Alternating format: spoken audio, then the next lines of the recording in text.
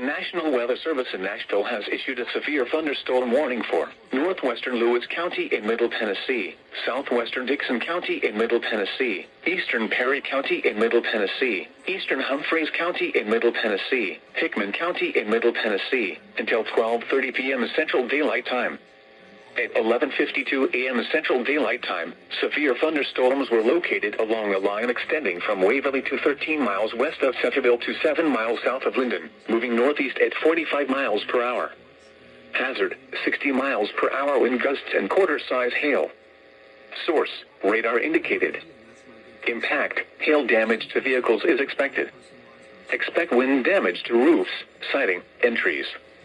Locations impacted include Hurricane Mills, Cummins, Bon Aqua, Hohenwald, McCune, Prim Springs, Lyles, Bucks North, Centerville, Waverly, Pinewood, Pleasantville, Nunnally, Burns, and Dixon. This includes the following highways: Interstate 40 between mile markers 144 and 176. Interstate 840 mile marker 2 and near mile marker 4.